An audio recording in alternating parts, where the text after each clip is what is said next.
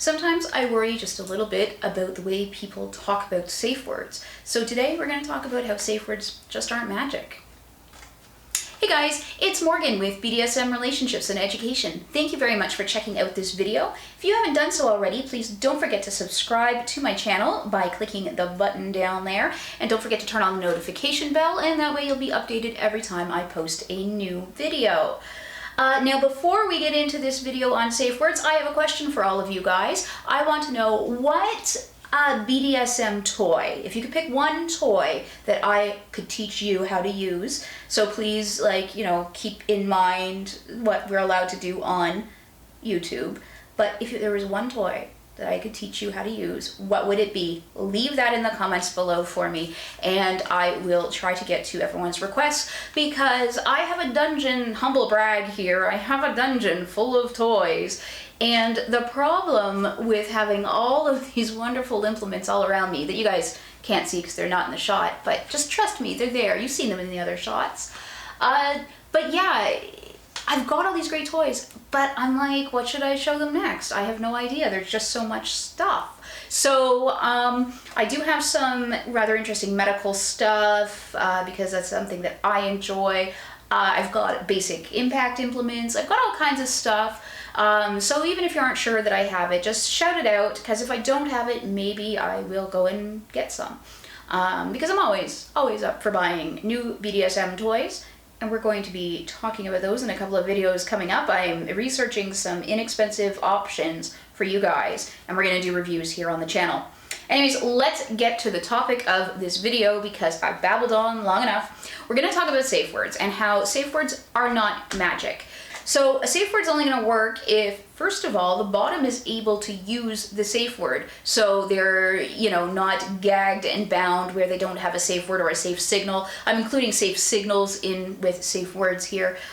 So whether that's, tapping or, blinking fast or whatever it is, a couple of grunts, red, safe word, pistachio, whatever it is. That's what I'm counting as safe words. So this bottom has to be able to actually physically, use the safe word, whether it's a verbal word or a safe signal, whatever it is. They also need to be confident enough to use it. So that's confidence within themselves to assert their own boundaries and say, hey, I need this play to stop, or I need something to change in order to continue on with this play, or whatever it is. So they do need that confidence within themselves. Now they also need confidence in the top, that the top is going to listen. So one of the big things that I hear when somebody comes out with a consent accusation, and the immediate response is, well, why didn't you use your safe word? So I think that, and what I was hearing from a lot of these submissives and bottoms and other people was that they didn't have confidence that the top was going to adhere to the safe word. They didn't think the top or the dominant or whomever was going to honor their safe word. And they figured it would just anger them or make the situation worse by using the safe word. And this is not an unusual thing, and this isn't just BDSM. We see this in all kinds of different cases of, assault and sexual assault, where victims will say, well, I didn't want to fight back because I thought it would make it worse for me. So I think that that's a really important thing to recognize, is that bottoms, submissives don't always feel confident that tops or dominants are going to honor their safe word. And so that's a reason why safe words don't get used sometimes. Another thing that I've seen some dominants or so-called dominants and tops talk about online is that they have threatened to punish their bottom or submissive if they use their safe word, or if they use it too many times, or for bad reasons or whatever. And I think that I'm horrified. I hope you can see by the look on my face that I am horrified by this, because nobody should be discouraged from using a safe word. I have played with countless bottoms over my, more than 20 years in the kink community and working as a professional and just enjoying, casual pickup play and things like that. I've played with so many people, and so many of them I have to really encourage them and really give them a lot of reassurance that I will honor your safe word and I want you to use it. It's a communication tool. You know, I prefer honestly, I prefer to have just regular conversation and check-ins and things like that. We just use plain language. But if, you know, a lot of people do feel more confident with a safe word, or they just want to have that because it makes them feel better, I'm fine with that. I have no problem whatsoever. Whatever makes the person I'm playing with feel more comfortable and, you know, more trusting of me, I think is a wonderful thing, and I never want to violate that. But yeah, I've had to really coax people and say, it's okay. Using a safe word is not a bad thing. So that's something that has really horrified me, the idea that anyone would be punished for using a safe word.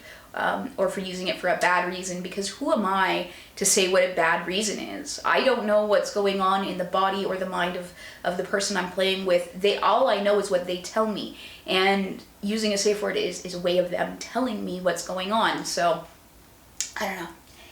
I like communication, a lot of communication, and I think that it's important. In case you haven't noticed from all of my videos where I'm like, communication, so important. But anyways. Okay, so the other conditions, other than that aren't on the bottom, there are some that are on the top. You know, a safe word is only going to work if the top will actually stop.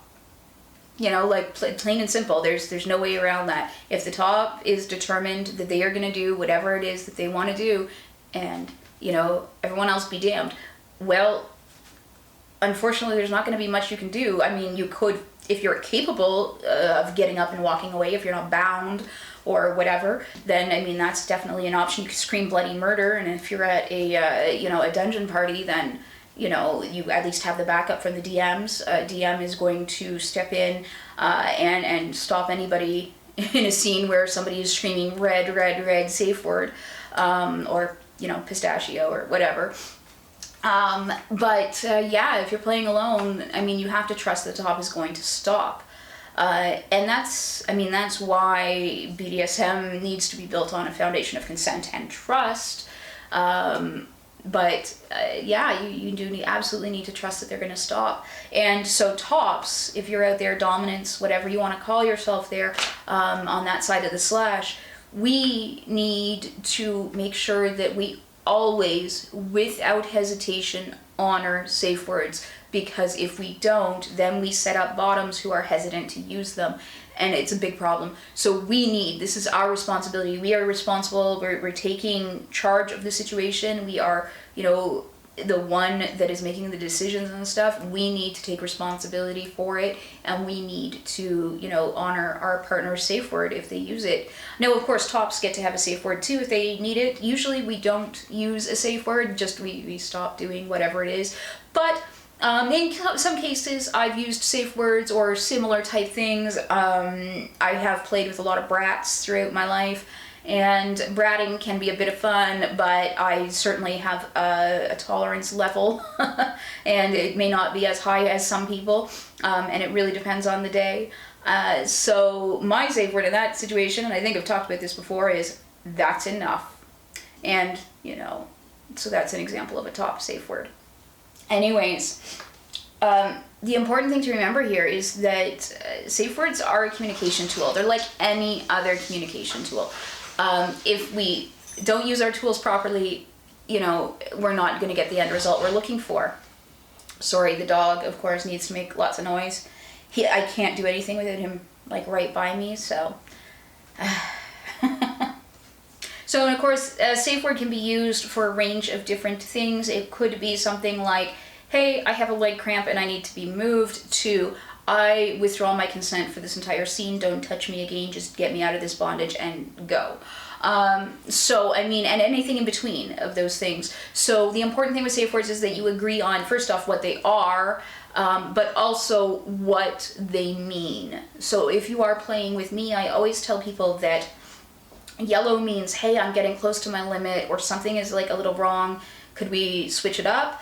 And red is, I need to check in and either stop the scene, or we can continue if these things are changed. So I got used to doing that because I played professionally for so long. And in a professional scene, if you tell somebody, well, as soon as you say red, the scene is over, you know, they've paid for an hour, 2 hours, 3 hours, they're not going to want to 15 minutes in, if something's gone wrong, you know, say red and then, you know, lose out on all their playtime. So often we just used it as, and I use this in my, you know, lifestyle play as well, where if somebody says red, I check in. Now, if they say, I need to stop, then we stop, obviously. If they say, hey, you know, I thought I would like this activity and I don't, well, then we don't do that activity anymore, or whatever it is. But red is a check-in for me. Yellow is one of those, like, I'm just gonna keep going and maybe change it up a little bit. I may say, you know, what's wrong, but I'm gonna keep playing as I do it. If I hear red, I'm gonna stop whatever it is I'm doing and check in and talk. But your mileage may vary on that, so you need to decide between you and your partner, and do this with every partner that you have. And it's always a good thing if you have different safe words with different people or whatever, to remind them. And that's why I prefer to use the sort of universal safe words of yellow and red, or safe word. And even if I have negotiated an alternate safe word with somebody, if they're like, no, I have a safe word that I've practiced using or whatever, then I'm like, okay, I will honor whatever safe word they use, but I'll also honor, you know, red and safe word. And to be honest with you, unless I've negotiated some resistance play, stop, no, those are safe words to me. Now, I mean, if we want to do some resistance play, then obviously I'm going to tease and say that stop and no are not safe words. But unless we've specifically talked about it, those are just as good as a safe word. I mean, it's a withdrawal of consent. And if they wanted to do resistance play but didn't tell me, well, then that is a communication problem that we need to address right away. And I've been in that situation where people are like, no, what are you doing stopping? I wanted to keep going. And it's like, well, why did you say stop? And, you know, they hadn't told me. So anyways, that is just kind of a quickie little thing that I wanted to talk about with safe words, because I see them talked about so much, and there has been a lot of talk about consent violations and everything recently online. So I just really wanted to talk about safe words because it's such an important subject. Anyways, I'm gonna leave it there. Thanks so much for checking out this video. Yeah, I will see you guys in the next one. Felt like I had something else to say. Oh, I do. Don't forget, in the comments below, leave what you want to learn about BDSM down there, and I will check those out and see about getting to them. Anyways, guys, I'll see you in the next video.